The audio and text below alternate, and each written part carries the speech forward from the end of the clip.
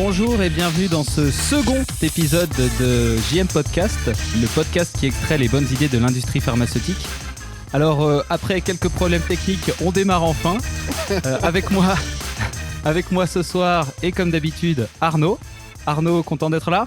Ouais, ravi. Salut Pam, vraiment, ça fait plaisir pour la deuxième fois d'être là. Et donc un épisode comme on espère en faire souvent, un épisode avec un invité. Avec nous également ce soir, Yann. Yann, comment ça va ce soir ? Nickel, donc on recommence, c'est bon, allez. Pour donner un peu de contexte aux auditeurs, on a enregistré, on a commencé pendant 10-15 minutes et l'enregistrement s'était pas lancé. Je n'avais pas lancé l'enregistrement globalement. C'est notre première fois. Donc comme tout à l'heure, je vous propose de commencer par une petite news. Vous êtes prêts ? Allez, vas-y. C'est parti.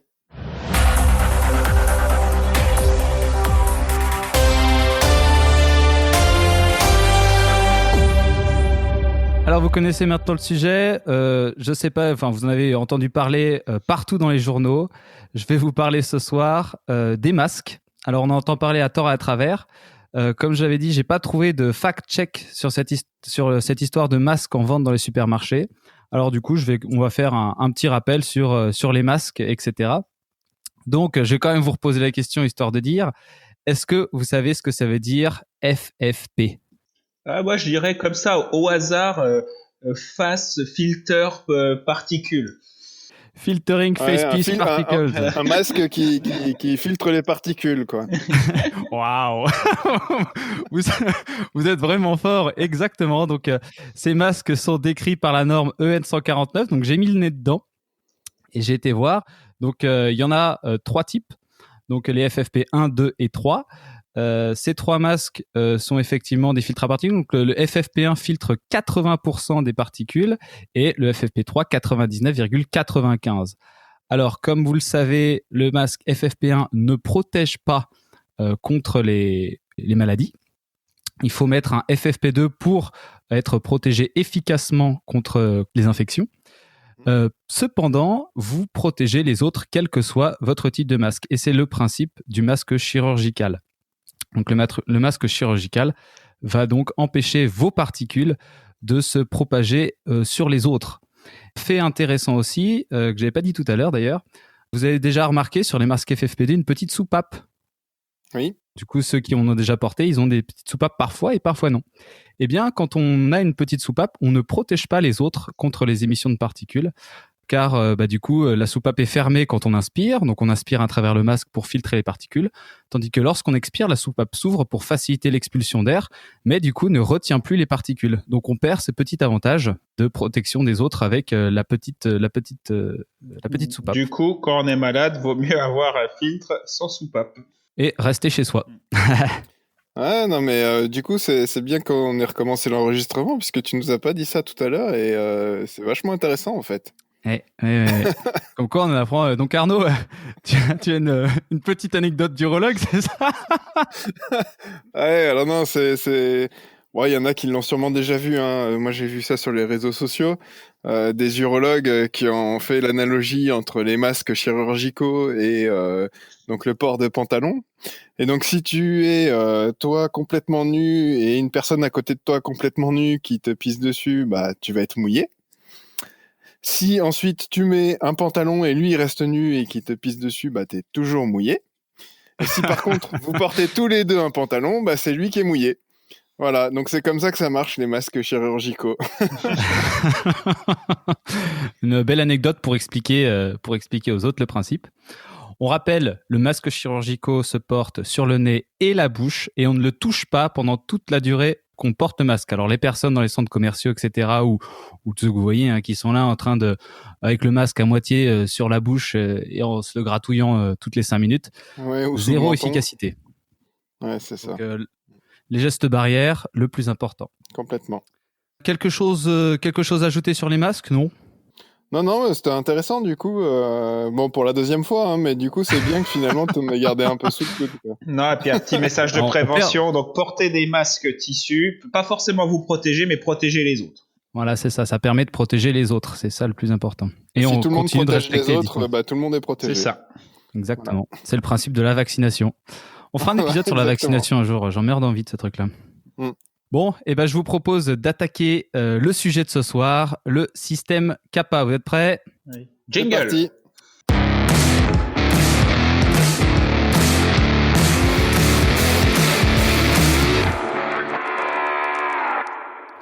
Alors ce soir, on va parler du système Kappa. Le système Kappa avec Yann. Yann, on a travaillé plusieurs années ensemble. Et donc, tu m'avais dit que tu avais mis avec plus ou moins de succès, plusieurs systèmes Kappa en place. Alors Yann, est-ce que tu peux te présenter pour nos auditeurs ? Du coup, oui, donc je m'appelle Yann Duban, donc j'ai 32 ans. Je suis pharmacien et depuis la fin de mes études, j'ai eu la majorité de postes au sein de la production et aujourd'hui, je suis responsable de production. Donc, une forte orientation production plutôt que qualité étant pharmacien, c'est un profil intéressant. C'est plutôt pour ça d'ailleurs on t'a invité ce soir pour parler des Kappa parce que c'est assez, je trouve, inhabituel. Du coup, pour situer un peu le contexte, du coup, je vais te présenter ou te représenter à toi et puis en rediscuter avec Arnaud, du coup, de ma vision en fait du système Kappa et déjà pourquoi un système Kappa existe. Et ça expliquera un peu, comme tu dis, comment que c'est vrai que généralement les responsables de production en fait ont une sensibilité, je pense, un peu moindre par rapport au système Kappa. Du coup, ce qu'il faut pour moi, donc là c'est ma vision, vous m'arrêtez si pour partager, hein, c'est un échange le but, mais je vais vous présenter ma vision du système Kappa. Et comme tu dis, j'ai mis plusieurs systèmes en place Kappa, et en fait aujourd'hui j'en ai mis on va dire 3 en place, et il y en a un seul sur les 3 vraiment où j'ai été satisfait du résultat parce que j'avais une efficacité, une efficience satisfaisante. Donc, ce qu'il faut, le Kappa, c'est ce qui signifie corrective action, preventive action. Je te coupe, mais c'est vachement... moi, ça me fait vibrer quand j'entends un responsable de production ou même un responsable qualité parler d'efficacité et d'efficience d'un système qualité. C'est assez peu courant pour le noter. Je suis désolé de t'avoir coupé, mais vas-y. Non, mais si c'est pour me lancer des fleurs, tu peux, vas-y. On veut avoir d'autres invités, donc et du coup, en fait, donc les systèmes Kappa, donc corrective action, preventive action, donc un système qui sert à mettre en place des actions correctives et préventives. Ça paraît con quand on le dit comme ça, mais en fait, c'est bien souvent mal utilisé. Et du coup, en fait, c'est un facteur démotivant après pour la mise en place du système. Donc, au quotidien, dans une unité de production, comme vous le savez, on n'a jamais d'aléa. Donc, vu qu'on n'a jamais d'aléa, on n'a jamais de déviation. Et à chaque déviation, en fait, donc il faut dans un premier temps sécuriser l'anomalie et la qualité du produit. Donc là, on va arriver sur les premières actions que je considère plus comme des actions curatives, du coup pour analyser l'impact de l'anomalie sur la qualité du produit et in fine sur l'efficacité sur le patient. Donc ça, pour moi, c'est un système qui doit être géré par le système déviation. Mais en même temps que ce système déviation, en fait, on lance l'investigation pour arriver aux causes racines de ce problème et pas forcément les causes de surface. Et là, pour moi, les actions qui vont agir sur les causes racines, ça va être des actions qui vont rentrer dans un système Kappa. Donc, soit sur du correctif, donc pour éviter la répétition, soit sur du préventif, donc là pour vraiment éviter qu'un problème similaire puisse apparaître.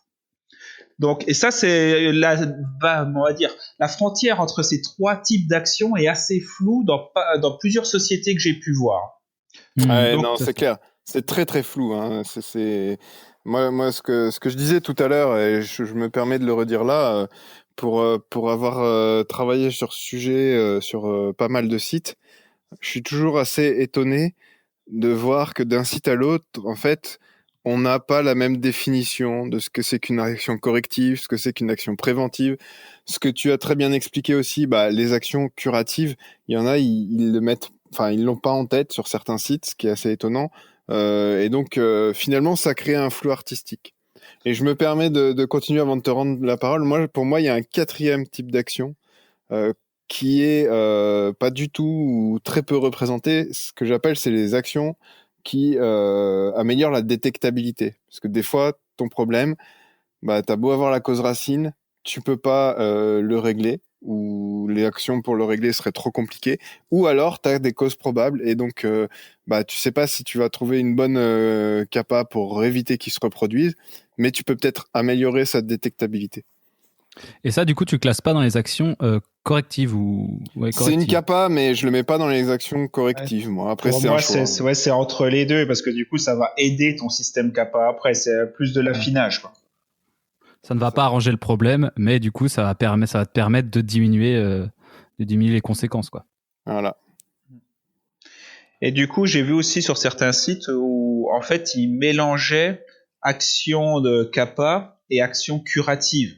Et du coup, ça, comme je vous disais, c'est une catastrophe pour les systèmes capa, parce qu'en fait, les gens font des actions, on leur dit il faut faire de la capa pour faire plaisir à la qualité, juste pour faire de la capa, et en fait, c'est pas de la capa, on travaille pas sur la répétabilité, la fréquence des incidents ou la survenue. Du coup, au final, les gens, c'est un puits sans fond. Ils en font, mais du coup, ils n'ont pas le sens, ils voient pas pourquoi, et en plus, ça améliore pas la situation. Donc, il faut vraiment faire attention entre les actions curatives et les actions correctives et préventives, parce que ça peut vite démotiver, du coup, les responsables d'équipe ou les managers de prod. Et alors, les sensibilisations, tu les mets dans quelle catégorie? Pour moi, c'est du curatif. Ouais. C'est pas du correctif parce que tu travailles pas sur la cause racine.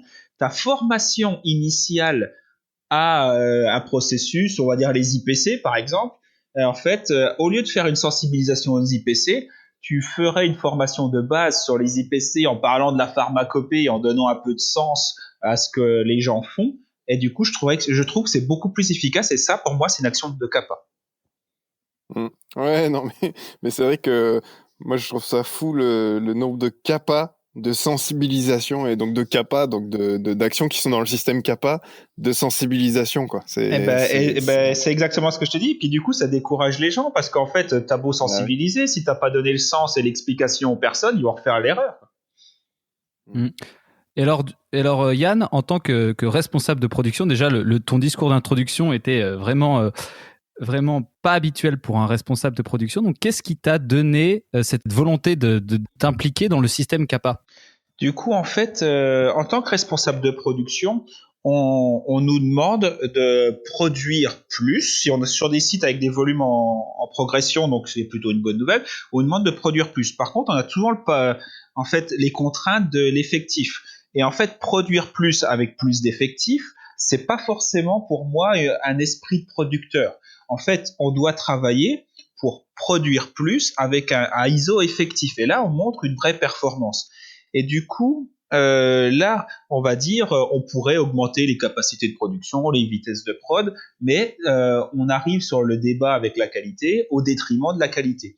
Donc, en fait, la voie que j'ai choisie, c'est de travailler sur les gaspillages. Et un des premiers gaspillages qu'on a pu identifier, c'est les déviations récurrentes. J'ai déjà vu des 40 déviations sur une année sur un seul sujet, du coup, et qui monopolise les équipes qualité, qui monopolise les équipes de production, surtout l'encadrement, et après, ça détourne l'encadrement de sa fonction principale, qui est d'accompagner les opérationnels. Donc, en fait, en travaillant avec un système CAPA qui va me permettre de diminuer ma fréquence d'anomalies, en fait, je vais pouvoir libérer du temps. Donc, je vais travailler sur le gaspillage des actions inutiles, et en fait, je vais pouvoir réinvestir ce temps dans l'accompagnement des opérationnels. Et du coup, ça, je l'ai même prouvé, tu l'as vu avec moi, en fait, on peut augmenter l'efficacité et ça augmente la productivité directement. Et en fait, c'est un cercle vertueux parce que du coup, ce temps que je génère, après, je le réinvestis en formation et du coup, je peux avoir vraiment une base plus solide sur mon effectif. Et en fait, si tu veux, c'est dans la vision productivité que, en fait, je me suis servi du système CAPA et pas comme une contrainte. C'est la voie du bon du premier coup, quoi. C'est ça. Qu'est-ce que tu entends, Arnaud, par bon du premier coup ? C'est l'idée qui pour moi devrait être au centre de toute démarche de culture qualité. C'est pour moi le bon du premier coup, c'est la rencontre entre la qualité et la performance, quoi. C'est réduire les gaspillages. Tu produis plus avec les mêmes effectifs et en même temps, tu fais de la qualité. Fiabiliser son processus pour pouvoir du coup Exactement. produire plus. Et son processus, pas forcément que le processus de prod, quoi. C'est le principe de la marche en avant. Tous les processus. La marche Voilà, on ne exactement. revient pas en arrière, du coup on gagne du temps. Et le temps, c'est de l'argent. Et du coup, Yann, selon toi, pourquoi, qu'est-ce qui fait que les responsables de production en général sont pas autant tournés vers le système Kappa? En fait, il y a plusieurs choses qui sont pas forcément attirés par le système Kappa. Une des premières choses, je pense que c'est parce qu'on travaille sur des actions qui vont éviter quelque chose. Du coup, en fait, on va pas travailler sur quelque chose qui va avoir un résultat immédiat. On va travailler sur quelque chose qui va diminuer quelque chose d'autre. Du coup, en fait, on n'a pas un gain. Ça, c'est intéressant. On n'a pas un gain immédiat. Et du coup, en fait, si on n'a pas de gain immédiat, visualiser l'intérêt de travailler là-dessus est beaucoup plus flou. Le deuxième point, je pense, c'est un système qui appartient à tout le monde, mais qui appartient à personne. Donc tout le monde dit chacun a ses CAPA, chacun doit travailler sur ses CAPA, mais qui c'est qui gère le système, qui c'est qui définit le truc? Ah bah c'est personne. Et du coup au final, si c'est à personne, il n'y a pas d'enjeu, il n'y a pas d'objectif, et du coup il n'y a pas de résultat. Je suis pas d'accord avec toi parce que quand tu dis que c'est à personne, si quand même, le système Kappa, il est toujours managé par la qualité. Ah, pas forcément. Alors là, c'est moi qui suis pas d'accord avec toi. C'est managé par la qualité, mais tu vois, dans mon expérience passée, où on travaillait ensemble, si c'est pas moi qui l'avais mis en place, la qualité l'aurait pas mis en place. Pour moi, la qualité dans le système Kappa, son rôle principal, je dirais, c'est et encore, hein, si on fait bon du premier coup, même dans les Kappa, ça le diminue, mais c'est de vérifier que on a bien les éléments. Donc les éléments de preuve de réalisation des CAPA, des choses comme ça, en cas d'inspection en fait. Et donc c'est là où la qualité va approuver la CAPA en amont, dire cette CAPA elle est en accord avec notre système qualité. Et puis en aval, c'est bon, on a bien tous les éléments pour dire qu'on a fait la CAPA comme il faut. Moi je vois plus l'assurance qualité comme en fait un donneur de tempo. Donc là c'est vraiment le coach. Et en fait, ils vont être avec nous, ils vont nous aider, ils vont dire, là, du coup, il faut qu'on travaille dessus, instaurer une dynamique. C'est vraiment eux qui vont insuffler, du coup, la dynamique du système. Ils vont être en coach pour les personnes qui vont faire les actions. Et c'est là la valeur ajoutée de l'assurance qualité, c'est d'aider les autres à faire leur action. Et comme ça, tout le monde y gagne. Ouais, non, c'est clair. Enfin, je suis complètement d'accord avec ce que tu viens de dire. Là où je suis moins d'accord, c'est que en fait, dans les faits, et là, je pense que tu vas être d'accord avec moi, dans les faits, c'est rarement comme ça. C'est rarement comme ça, effectivement. C'est un peu dommage. Et du coup, dans les faits, c'est plutôt, je contrôle en amont et je contrôle en aval, quoi. Ouais, c'est ça. Mais puis on veut de la CAPA pour de la CAPA. Ouais. Mais et tu vois, c'est ce que je retiens de ce qu'a dit Yann. Un truc super intéressant, c'est que la qualité, elle a un but pour les CAPA, tandis que la production, d'après ce que tu as dit, elle ne voit pas le but des CAPA. Donc c'est pour ça qu'au final, la qualité va pousser pour que les CAPA soient faites, parce que du coup, leur but, c'est que quand il y aura une inspection, on aura quelque chose à dire à l'inspecteur. Du coup, tandis que la production, elle, c'est oh là là, la qualité a dit qu'il fallait en faire, donc on va en faire, quoi.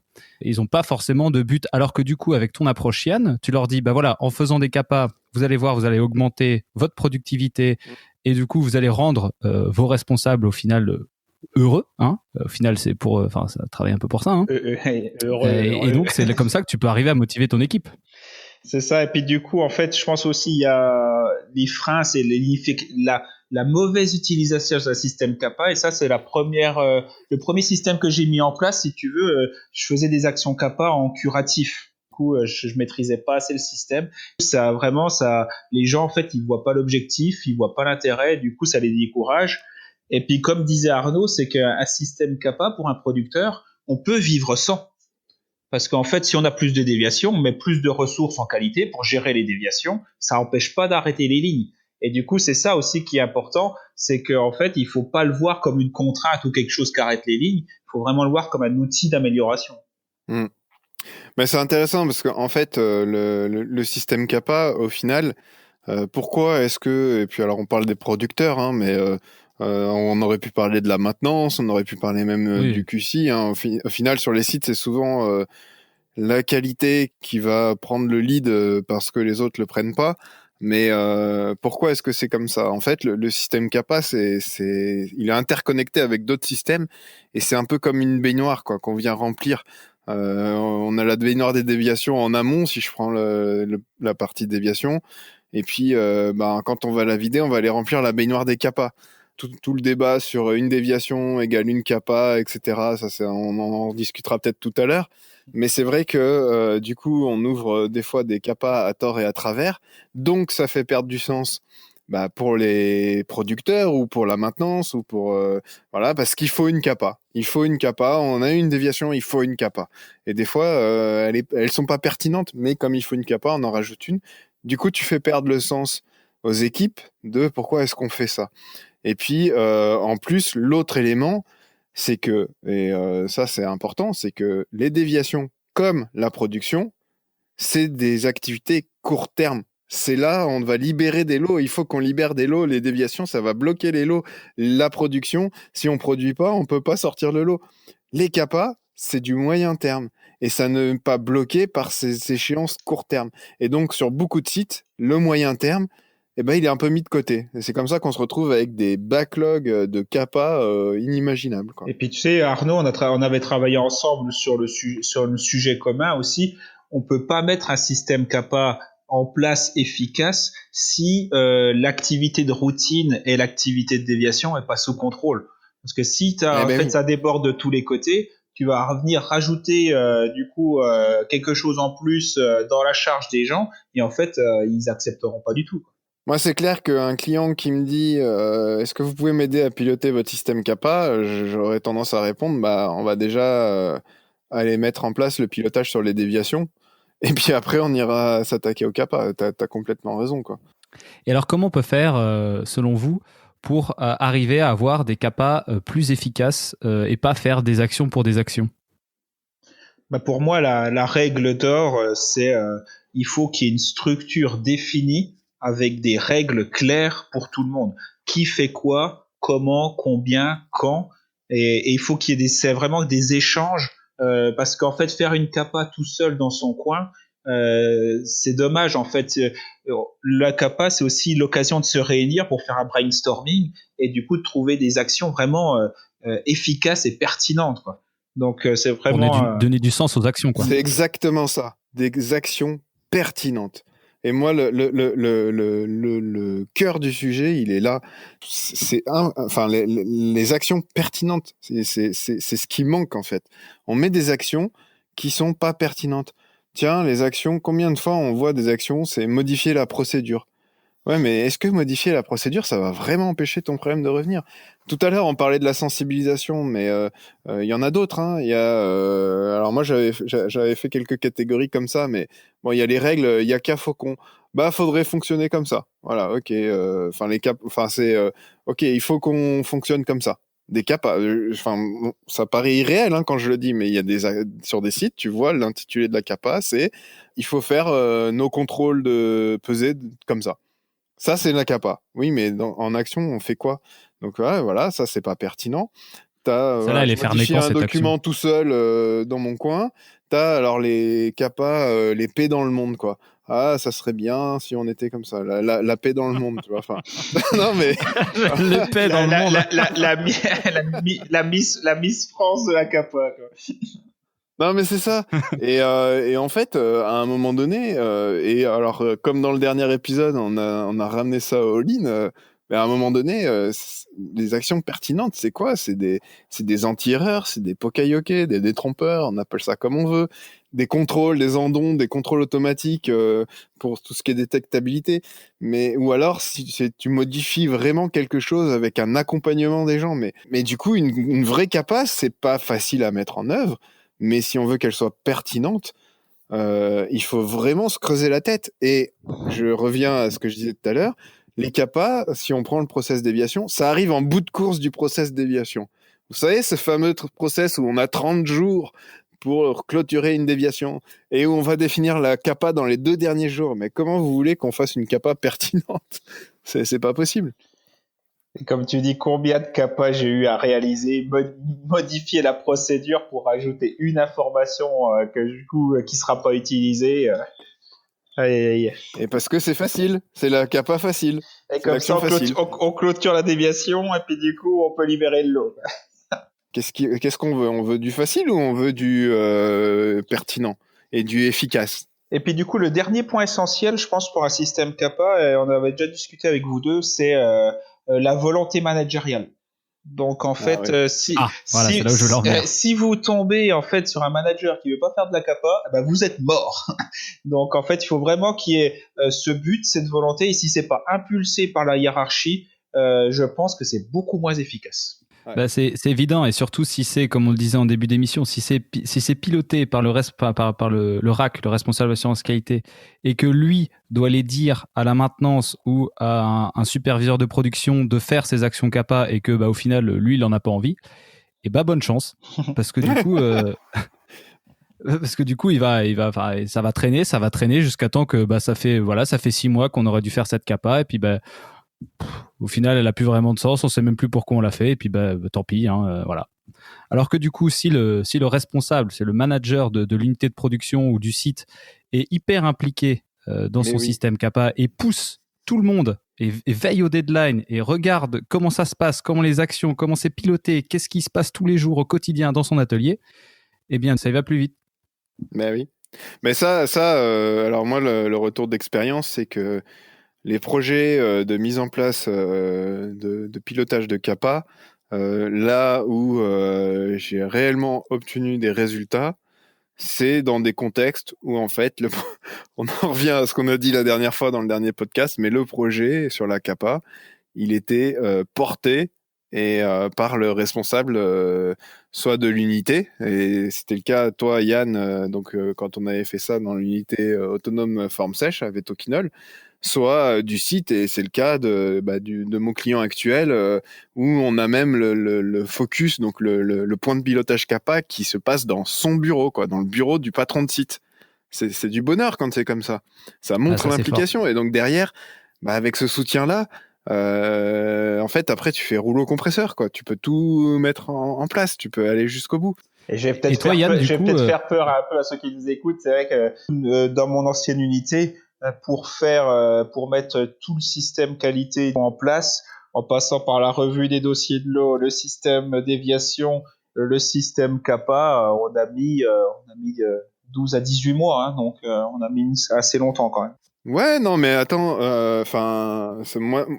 peut-être que ça va faire peur, mais à un moment donné, tu fais pas des miracles, quoi. Enfin, ça s'inverse pas. Alors, c'est marrant parce que du coup, l'actualité là que j'ai eu, moi, c'est des retours de résultats justement sur le pilotage des déviations et des kappas chez mon client actuel. Les résultats, ils viennent d'apparaître dans le vert. On a commencé à travailler il y a pas tout à fait 9 mois, je dirais. Mais après, sinon, tu fais une action, comme moi j'ai vu des boîtes de consulting le faire, où t'envoies des consultants qui vont traiter les déviations et les kappas pour toi, donc tu rebascules dans le vert très vite, et puis après, ça repart à la hausse. Et ça retombe, ouais. Ouais, mais là, ton site, il progresse pas. Donc, qu'est-ce que tu veux, quoi. Surtout, tu veux quelque chose de durable. T'as pas la pérennité du système, parce que faire un système qui marche quand t'es là, mais dès que tu te barres, en fait, il marche plus. Pour moi, c'est un échec managérial. Hein. Donc, c'est vraiment la pérennité des systèmes qui est super intéressant. Oui. Et puis encore une fois, 12-18 mois, changer ce mode de fonctionnement-là pour qu'il y ait la pérennité, ça veut dire aussi que tu as un changement de culture des équipes, quoi. Et le changement de culture, ça se fait pas en 2 mois, quoi. Clairement, ça se fait pas en 2 mois. C'est ça. Après 12-18 mois, pour que ça soit en place, mais tu as quand même commencé à avoir des résultats, tu as quand même avant pour pouvoir garder la motivation des équipes et tout. Oui, en 6 mois, tu as les premiers résultats. Mais par contre, du coup, comme tu dis, pour la pérennité du système, il faut que ça soit ancré dans les rituels, dans les habitudes du personnel. Et du coup, ça, comme tu dis, il faut du temps, quoi. Voilà, c'est là où je veux en venir. Donc, pour toi, Yann, qu'est-ce que c'est une culture kappa ?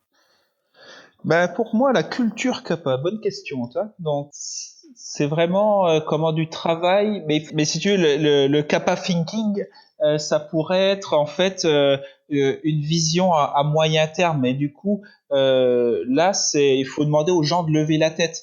Et aujourd'hui, dans des contextes quasiment dans n'importe quelle boîte, vous allez en fait, tout le monde est sous l'eau. On parle tout le monde est stressé parce que ils arrivent plus à gérer leurs charges. Et du coup, en fait, ça, c'est que ils lèvent plus la tête et ils regardent pas devant eux. Donc, on parlait du pilotage de la qualité à vue. En fait, il y a rien de plus inefficace parce qu'au final, on se projette pas. Et en fait, la culture kappa, ce serait du coup avoir une qualité qui se projette à moyen terme pour se dire, écoutez, là, on va travailler sur un ou deux sujets, pas plus, mais par contre, on va les tuer. Comme ça, en fait, on va capitaliser du temps, quoi. Comme on parlait des déviations récurrentes. J'avais une déviation que les gens ont peut-être déjà eu sur les délais de stockage dépassés. Et en fait, les délais de stockage dépassés, quand tu creuses, on se rend compte que en fait le temps de stockage n'est pas forcément validé ou a été validé de façon empirique. Et en fait, juste une validation avec les besoins actuels de la production suffit à ne plus avoir de déviation. Et nous, on a diminué, c'était énorme, le nombre d'heures gagnées pour tout le monde, juste en levant la tête, en regardant plus loin, en allant sur les causes racines, et qu'est-ce qu'il fallait faire, sans dégrader la qualité de nos produits. Ouais, parce que cette déviation, en plus, c'est un très bon exemple, parce que celle-là, tu la clos facilement. Enfin, tu la clos facilement, il faut quand même regarder, hein, mais elle a généralement pas d'impact. Tu clos et puis c'est terminé. Et tu quoi. passes à la Après, le lot, tu peux le libérer. Voilà. Ouais, mais et ça, quel que soit le sujet, quand tu vas sur un site, tu as toujours la déviation. Effectivement, chez Vettoquinol, moi je m'en rappelle de cette déviation de temps de stockage. Mais là, chez d'autres clients, c'est d'autres sujets, mais tu as toujours cette déviation qui revient, qui est facile à clôturer, qui est allez, c'est bon, c'est pas grave. On met peut-être des fois des capas, mais je sais pas, même pas. Et tu vis avec, et parce que t'as pas pris le temps de relever la tête. Et c'est marrant parce que en fait, c'est là où tu te dis, mais ça représente de la perte. On revient à la rencontre entre la performance et la qualité. Ça représente de la perte de capacité homme, que ce soit en production ou en qualité, mais ça représente aussi un risque compliance, quoi. Quand tu as 20, 30, 20 déviations par mois sur tel sujet, évidemment qu'en inspection, ça va sortir. Et évidemment que les inspecteurs, ils vont s'arrêter dessus. Et évidemment qu'un jour ou l'autre, tu vas avoir le droit à ta remarque en inspection. Alors, plus ou moins grave, mais c'est sûr. Et pour moi, ça pourrait être encore plus vicieux, si tu veux. Parce que du coup, vu que en fait, ça va être quelque chose qui va être récurrent et qui va irriter les libérateurs ou les personnes qui vont clôturer les déviations, tu peux avoir une scission qui se fait entre la production et la qualité. La qualité qui disent vous faites pas d'efforts, nous on vient vous aider, et la production qui est pris entre deux eaux qui fait mais nous on est obligé. Du coup au final, et toi c'est là tu casses l'esprit d'équipe, quoi. Donc ça peut être beaucoup plus vicieux, hein. Ouais, non, c'est clair. Scission qu'on évoquait au début d'émission, hein, d'ailleurs, entre la qualité et la production. La qualité qui essaie de faire ses actions pour contenter l'inspecteur, la production qui, elle, veut produire. Il n'y a pas le temps pour les bêtises de la qualité, parce que du coup, il n'y a pas de sens et personne ne travaille dans le même but commun qui serait le bon du premier coup au final. Il faut remettre le patient au milieu de tout ça. On travaille tous pour le patient. C'est clair. Exactement. Et donc, pour lutter contre les récurrences, Yann, est-ce que tu as un outil pour... Sur les récurrences, après, il faut déjà avoir un bon système de catégorisation de tes déviations. Et du coup, une des choses aussi qu'on voit souvent, c'est que le titre de la déviation est jamais le même. Donc après, pour filtrer et puis faire une analyse fine de tes causes, c'est plus compliqué. Donc il faut avoir une catégorisation de ta déviation pour avoir dans ton suivi mensuel ou un suivi annuel, en fait, la définition avec un Pareto, et je veux dire, faire une matrice impact difficulté par rapport à tes problèmes, et du coup dire les problèmes qui sont faciles à traiter et qui sont pas complexes, et du coup ceux-là on va mettre une action kappa dessus pour les tuer, quoi, pour avoir un quick win si tu veux, quoi. Et oui, catégorisation efficace, diagramme de Pareto, catégorisation des actions, c'est exactement ça. C'est ce que tu disais, Arnaud, tout à l'heure, sur définir correctement rôle et responsabilité plus objectif, ça roule, quoi. Mais en fait, il y a aussi un autre point, c'est... ça rejoint un peu ce que tu disais. Le Pareto, il faut le faire, et ça, c'est jamais fait, ou très rarement sur les sites. Au moins tous les 6 mois, tu reprends tes déviations. Et ça va de pair avec j'ouvre pas une capa pour chaque déviation. Parce que si tu ouvres une des capas pour chaque déviation, il y a des déviations où on peut accepter de prendre le risque qu'elles reviennent. Je veux dire, t'as un événement qui a peu de gravité, c'est la première fois que ça se produit et que t'as une très bonne détectabilité, un bon moyen de détection.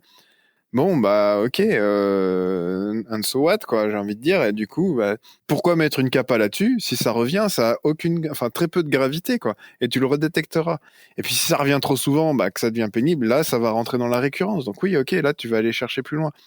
Et malgré tout, donc ces événements-là vont peut-être être isolés. Et quand tu vas reprendre ton portefeuille déviation sur 6 mois, tu vas peut-être te rendre compte qu'en fait, derrière ces événements isolés, il y a une espèce de récurrence. Et cette analyse, il faut la faire, quoi. Et alors, du coup, dans l'évaluation de la criticité de tes déviations, t'inclus ou pas alors la détectabilité? Si tu fais un Pareto tous les 6 mois? Ah ben moi, tu l'inclus. Tu l'inclus. Enfin, le sujet est différent. La criticité d'une déviation, tu inclus la détectabilité. Maintenant, c'est pas parce que tu l'inclus que tu vas forcément faire ou pas faire une capa selon la détectabilité, quoi. Après, quand j'étais manager d'unité, ce que je gérais, c'était plutôt les ratios. Tu vois, on avait les situations à risque qualité, on appelait les QQ ou QCCP. Et en fait, je regardais mon ratio, combien j'ai eu de QQ ou QCCP, combien j'ai eu de déviation. Donc comme ça, plus j'ai de signaux faibles, on va dire, plus j'ai de risque d'avoir une déviation. Et après, dans mon nombre de déviations, je regardais sur mes déviations, dans combien de déviations j'ai ouvert une capa. Et après, comme disait Arnaud, je visais pas le 100%. Si j'étais entre 33 et 50%, je considérais ça acceptable parce que tu as plein de petites actions qui vont pas t'engorger le système. Et bien sûr, dans ces actions, tu en auras une grosse qui sera plus compliquée à gérer. Mais toi, le ratio que j'avais, c'était ça à peu près, allez, on va dire entre 25 et 50% des cas de déviation. Ça dépendait de la criticité. On ouvrait une action capa. Ouais, clairement.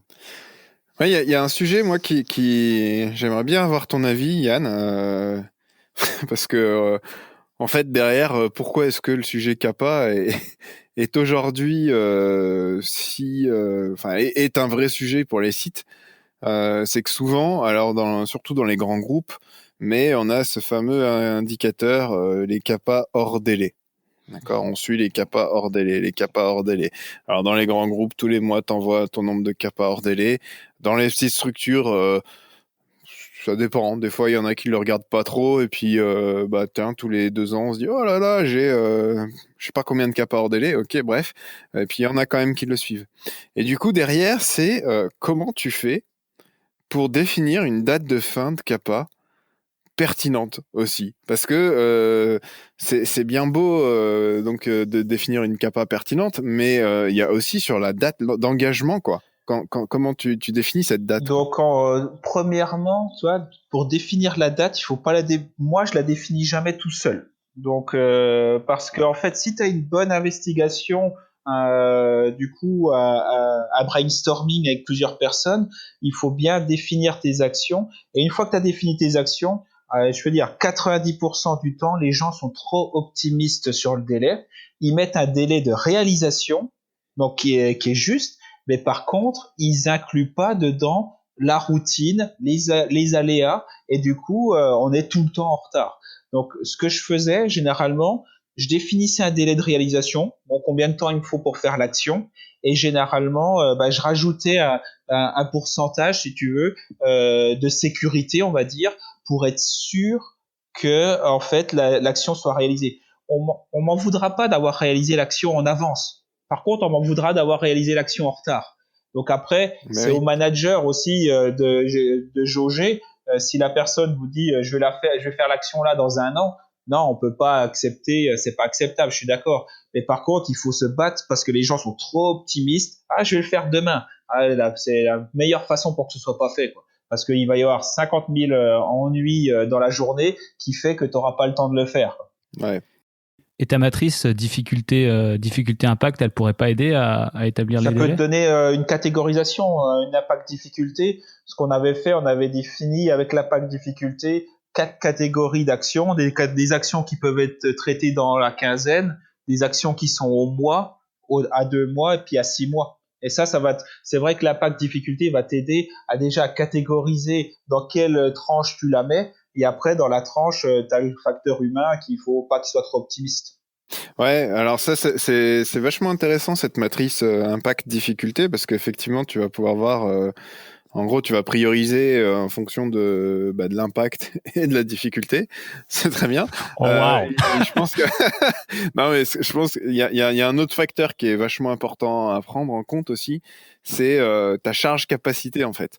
C'est ouais, t'as une action qui est pas difficile à faire, qui est, enfin, ça rejoint ce que tu disais d'ailleurs, hein. Elle est pas difficile à faire, elle va avoir un bon impact, mais j'ai déjà une capacité à 0 sur ce mois-ci parce que en fait, je suis déjà ultra chargé, déjà quoi. full Je à peux rien 200%. rajouter dans ce mois. Voilà, c'est ça. Qu'est-ce que tu fais là? Tu la places quand même, ou tu la places dans le mois d'après, ou tu la places et t'en déplaces une autre que tu considères ayant moins d'impact, et du coup tu décales cette autre capa, enfin tu vois. Et cette charge capacité, c'est super important, quoi. Et c'est de la priorisation, hein. Quand tu arrives à mettre une charge capacité, c'est déjà les périmètres des personnes sont clairement définis, hein. Et tu regarderas la plupart du temps, pourquoi les personnes sont full, c'est parce qu'ils compensent, hein. Ils font le travail d'une autre personne, et parce qu'ils veulent bien faire, ils veulent rendre service, et au final, ils se court-circuitent complètement. Donc, il faut passer aussi par une phase de responsabilisation. À qui est le rôle de réaliser cette action? Et en fait, moi, j'ai aucun scrupule à faire sauter des actions qui sont pas de ma responsabilité. Je peux les faire si j'ai le temps. Par contre, si j'ai une action à faire et que je fais des actions qui sont pas à moi réaliser, je les fais sauter, hein. Ouais, du coup, tu décales la capa, quoi. Non, la capa, elle est à moi. Donc la capa, je la garde. Par contre, je décale Ah oui, d'autres actions qui vont, on va dire, parasiter mon calendrier, quoi. Ah oui, d'accord, ok. Du coup, tu es en train de dire que pour mettre en place un système CAPA qui fonctionne, il faut aller voir où est l'engorgement du système et les faire sauter un à un pour libérer du temps aux gens? Il faut en fait, c'est surtout que les rôles et les responsabilités soient bien définis, parce que c'est sûr qu'un système CAPA sur un système engorgé, ça marchera pas. Donc, la priorité, c'est le patient. Et le patient, du coup, ça va être mettre à disposition les produits pour soigner le patient. Donc, c'est pour ça qu'il faut vraiment avoir une organisation, de base qui est vraiment solide. Du coup, avec Paul Adrien, on travaillait sur un article et on parlait du coup de flux primaires, de flux secondaires, et on disait bien qu'en fait, si on voulait avoir en fait des systèmes comme ça qui améliorent le lendemain, il faut déjà que les systèmes du jour soient correctement managés. Ouais, complètement. Et donc là, Yann, t'arrives sur un nouveau site de production que tu connais pas du tout. Et là, on dit, bon voilà, c'est parti, il va falloir que tu implémentes un système CAPA. Qu'est-ce que tu fais et dans quel ordre? En premier, ouais. Je pense que déjà, je définis mes priorités. Donc, en définissant mes priorités, je demande au service assurance qualité de me faire un état des lieux, donc sur 12, 24, 36 mois, ça dépend, pour définir, il y a toujours, hein, on peut chercher, il y a toujours des déviations récurrentes. Travailler sur les déviations récurrentes, et en fait, en parallèle, je lance une formation pour la culture et donner du sens aux opérationnels. Parce que du coup, les CAPA, c'est souvent les managers qui ont à réaliser les actions, mais en fait, ils auront besoin des opérationnels. Et si on dit aux opérationnels, écoutez, là, on va travailler sur un système CAPA, et ce système CAPA, il va vous servir à vous. Ça me permet d'avoir l'engagement des opérationnels et d'avoir la donnée terrain. Donc, je te dis, je commence à demander à l'assurance qualité où sont mes déviations récurrentes. Je lance une campagne de formation pour sensibiliser et donner du sens aux gens. et après, du coup, je fais les actions rapides et qui vont ramener des gains de temps assez importants pour en fait me faire de la publicité et puis le vendre aux gens. Vous avez vu là, vous avez gagné tout ce temps-là et c'est grâce à vous. Et en fait, ça lance la dynamique. Convaincre. Ça, c'est intéressant. Toujours convaincre. Et puis les gens, ils ont besoin de factuels, de visuels. Si tu lances des CAPA, vous avez gagné 1 heure dans l'année, c'est mort. Hein. Sur les premières CAPA, faut lancer des trucs flash, hein. Donc des trucs qui vont faire gagner 1 heure par jour. Et là, ça va leur causer. Hein. Ouais. Moi, j'ai une question. Je sais pas si on a encore beaucoup de temps. Pam, Si, on est pas mal. Il y a un type de CAPA, moi, qui me dérange et pour lequel j'ai du mal à me positionner et que je vois quand même sur tous les sites, que je trouve un peu fourre-tout. Et en même temps, dans certains cas de déviation, sous la pression de clôturer la déviation, sous la pression de la libération, c'est difficile de trouver une autre CAPA que celle-là. Et alors, ce type de CAPA, c'est les CAPA, on va rechercher une solution. C'est-à-dire, on a la cause racine, on doit clôturer la déviation parce qu'il y a la libération, mais on n'a pas la solution. Et du coup, on ouvre une CAPA, rechercher la solution. Je trouve ça vraiment, je trouve que c'est creux comme CAPA, tant que tel, et souvent, c'est la porte ouverte à, en fait, on fait rien du tout parce que si t'as pas un système de pilotage de CAPA en place, bah cette CAPA, ça va être la première CAPA qui va déborder, quoi. Et du coup, je serais assez intéressé d'avoir Yann, ton avis sur ce type de CAPA. Est-ce qu'il en faut, est-ce qu'il en faut pas, et quand il y en a, comment les gérer pour s'assurer qu'on arrive bien aux solutions, quoi. Mais c'est intéressant parce que du coup, je m'étais posé la question là et je pense que ces CAPA, on en a besoin. Parce que quand tu es sur la déviation, et comme tu disais, on a un temps de process à 25-30 jours pour traiter ta déviation, et ça arrive qu'on arrive dans les 2 derniers jours et que là, en fait, je préfère qu'on me dise on va ouvrir une CAPA pour faire un brainstorming, un meeting, que de trouver une action bateau juste pour clôturer la déviation. Et par contre, ce qu'on a mis en place pour justement pas qu'elle soit zappée au prochain mois, c'est qu'avec les rituels CAPA qu'on faisait tous les 15 jours, si tu veux, on avait 1 heure de bloqué dans l'agenda, mais en fait, dans ton rituel, t'avais en 10 minutes, un quart d'heure, c'était bouclé. Donc on gardait le temps qui restait justement pour ces brainstorming sur les sujets où on n'avait pas eu le temps de se poser. D'accord. Intéressant. Moi, j'ai déjà vu ça sur un site ou deux. Qu'est-ce que vous pensez de ne pas clôturer la déviation tant que les CAPA sont pas terminés? Bah, si ton client n'est pas livré, à mon avis, c'est pas efficace. Donc moi, je préférerais clôturer la déviation, sachant qu'il y a un plan d'action qui est ouvert derrière, mais mettre à disposition mon produit pour mon patient. Après, c'est la loi du business, hein. On peut faire ça, ne pas libérer le lot du temps que la CAPA est pas finie, mais ça va rajouter un stress et une obligation de résultat sans forcément avoir une obligation d'efficacité. Non, mais ça, alors moi pour le coup, moi je me permets de donner mon avis, mais clôturer la déviation si la CAPA elle est fermée, j'ai vu des sites fonctionner comme ça. Ça reste quand même assez rare, mais là tu te tires une balle dans le pied. Et c'est pas ça la règle, la déviation. Il y a deux axes dans ta déviation. Il y a limiter, éliminer, réduire le risque sur ton produit pour pouvoir garantir sa libération, et identifier les causes pour pouvoir faire en sorte que ta déviation ne revienne plus. Une fois que tu as limité ou réduit ou éliminé les risques et que tu as tes causes, bon, bah, ton produit, tu peux le libérer. Donc, si tu empêches ton produit, la libération de ton produit parce que tu n'as pas mené l'action pour que le problème ne revienne pas et que tu n'as pas eu le temps, bah, tu te tires une balle dans le pied. Après, peut-être que tu peux mettre une action, si c'est un problème qui est important, qui peut impacter tous tes autres lots, tu peux peut-être mettre une action immédiate, rapide, simple à faire. Je sais pas, un mode dégradé ou une surveillance particulière en attendant d'avoir mis en place ta vraie CAPA, quoi. Par contre, non, mais je suis d'accord avec toi. l'idée est bonne sur les actions qui sont rapides à réaliser. On parlait du coup des actions qui peuvent être réglées dans la quinzaine. En fait, là, l'idée serait bonne quand on a ce type d'action on dit, eh ben, écoutez, là, vu que c'est une action rapide et plutôt simple, eh ben, du coup, on clôturera pas la déviation si l'action est pas réalisée. Là, s'il y a une synergie entre la difficulté de réalisation et la déviation, ça pourrait être intéressant. Et puis mettre un travail d'équipe en place, ça pourrait être intéressant dans ce cas-là. Mais faut pas que sur une CAPA qu'il faut 6 mois à régler, on te laisse 25 jours. Là, il faut pas le mettre. Je suis d'accord. Non, c'est clair. Et donc pour tous nos amis responsables de site, responsables de production, etc. Donc quels avantages ils auraient à retirer de mettre en place un système CAPA sur leur site ou sur leurs ateliers? Donc moi, le premier que je vois, c'est vraiment la robustesse du système d'assurance qualité. Parce que si on a un bon système CAPA, en fait, on va avoir nos qualiticiens qui vont travailler sur des déviations qui seront vraiment à valeur ajoutée, où on aura la valeur complète du qualiticien. Et en fait, il sera plus parasité par plein de petits sujets où justement, là, pour moi, il n'a pas de valeur ajoutée.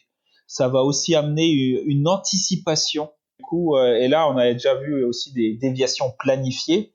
Vu qu'on connaît le sujet, on sait qu'il y a des actions en cours, on sait quand le sujet va revenir et on anticipe et on gagne en efficacité. Le temps gagné, on disait, hein, ça c'est indubitable. Hein, du coup, j'ai vraiment libéré énormément de temps à mon équipe qualité. Et du coup, l'équipe qualité que j'avais avant, j'avais les discours classiques, on n'est pas assez pour gérer, il faut embaucher plus. Et à la fin, on arrivait à tourner limite avec un responsable en moins. Donc, c'était vraiment flagrant. Faire plus avec autant, comme je t'avais dit. Hein, donc, au final, on avait réussi à ramener la formation qui a été un peu mise de côté parce que la formation, c'est un peu la capa du système qualité des fois.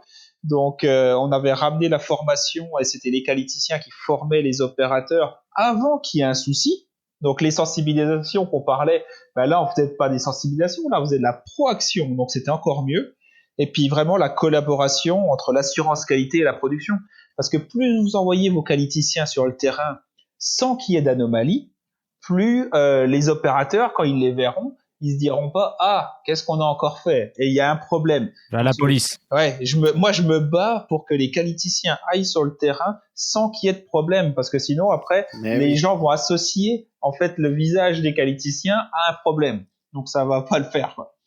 Dégager du temps à la qualité pour faire ce qui compte réellement quoi. Accompagner le terrain et investir sur l'homme. C'est tellement primordial quoi. Ouais, mais du coup ça passe souvent en second, ça c'est dommage hein. Et est-ce que tu aurais un conseil pour ceux qui aimeraient s'investir dans un système CAPA, donc par exemple pour un responsable de prod ou un responsable de site? Donc un conseil que je pourrais leur donner, donc je dirais qu'il faut qu'ils soient convaincus. Donc la première chose, si pour mes collègues responsables, du coup si vous n'êtes pas convaincu du système, ne vous lancez pas dedans. Donc sinon ça va être une contrainte et vécu comme une contrainte. Donnez du sens. Donner du sens aux personnes, c'est aussi primordial. Ça paraît simple hein, comme je dis ça, hein, mais c'est vraiment complexe de trouver les mots pour de coup emmener tout le monde. Et après, il faut vraiment être là pour être le chef d'orchestre sur le lancement, pour impulser cette dynamique et en fait être intransigeant hein, donc sur la présence aux réunions, sur la fiabilité des dates de réalisation. Du coup pour lancer ce rituel parce que le deuxième système que j'avais mis en place ça marchait bien quand j'étais là et puis le jour où je suis parti en fait c'est tombé à l'eau parce que c'est moi qui pilotait le système et qui manageait le système. Là le dernier que j'ai mis en place ça a l'air de toujours fonctionner donc même si je suis plus là donc c'est plutôt encourageant. Moi, j'en ai un petit aussi de conseil. J'invite tous les responsables de site ou les responsables d'UA ou d'unité autonome ou de production d'aller voir demain, là, si vous m'écoutez, demain, vous vous renseignez quand est-ce que c'est votre prochain point de pilotage CAPA, s'il y en a un déjà, et vous y allez pour voir un petit peu comment ça se passe. Déjà, ça vous dira quand même pas mal, ça vous donnera quand même pas mal la situation dans laquelle vous êtes. Et ça vous permettra de prendre conscience qu'il y a peut-être quelque chose à faire sur ce sujet, quoi. Ouais, et comme tu dis, déjà peut-être aller se renseigner s'il y a un point de pilotage ou pas. Moi, j'ai un conseil aussi qui rejoint ce que tu viens de dire, Pam, c'est Faites aussi, alors je sais pas si vous avez des extractions de vos systèmes qualité ou quoi, faites un peu l'état des lieux de votre encours de CAPA et vous regardez l'évolution de l'encours semaine après semaine ou mois après mois. Et si votre encours il est en train de monter, bah c'est que vous avez un problème. Et déjà, ouais, regardez la plus vieille déviation dans votre parc et la plus vieille CAPA. Ça aussi, c'est pareil. Si elle a plus d'un an, ça va pas. Ouais, qu'est-ce que tu fais quand tu as des CAPA t'arrives comme ça, tiens, une bonne question. Pour toi, Yann, tu débarques nouvelle unité de production, etc. Tu regardes, tu as des CAPA qui ont, je sais pas, qui sont périmés depuis 6 mois ou 1 an et qui sont ouvertes depuis 2 ans. T'en fais quoi de ces CAPA, quoi? Des CAPA qui sont périmés depuis plusieurs années, je vais te dire, je les clos. Je les clos parce que du coup, ça sert plus à rien de travailler dessus. Si elles ont été là pendant 2 ans, il faut vraiment travailler sur des trucs qui reviennent régulièrement. Parce que sinon, si tu l'as pas traité en 2 ans, c'est que comme tu disais, hein, à un moment, faut faire un choix. Hein. Donc, si on l'a pas clôturé, c'est qu'elle n'était pas essentielle, on va dire, à l'activité. Donc, mais là, toi, là, moi, j'arrive dans une nouvelle boîte où hier, j'ai fait mon listing CAPA pour voir le nombre de CAPA parce qu'en fait, vu que je remplace un autre responsable, je récupère toutes ces CAPA. Donc, c'est drôle, là, tu débarques et du coup, tu récupères les sujets et puis les sujets, ils sont à clôturer pour demain. Donc, là-dessus aussi, il y a une notion du changement. Quand on a, toi, des managers qui changent, il faut être vigilant sur les systèmes CAPA en place. Parce que si tu gardes les dates en fait qui avaient été données par l'ancien responsable au nouveau, je suis pas sûr que ce soit pertinent. Parce que le temps que je me mette dans le sujet, que je comprenne le sujet et que je fasse l'action, Ah oui. c'est plutôt compliqué, quoi. Ouais. Ça, c'est un autre sujet que j'avais pour un épisode, c'est le change control humain. Ouais. Comment tu gères tes changements tes changements de responsable assurance qualité, tes changements de responsable de production, parce que on en fait tout le temps sur les matières, sur les machines, mais je sais pas Et au si niveau s'il y a des des sites responsables, tu sais, c'est quoi le pire?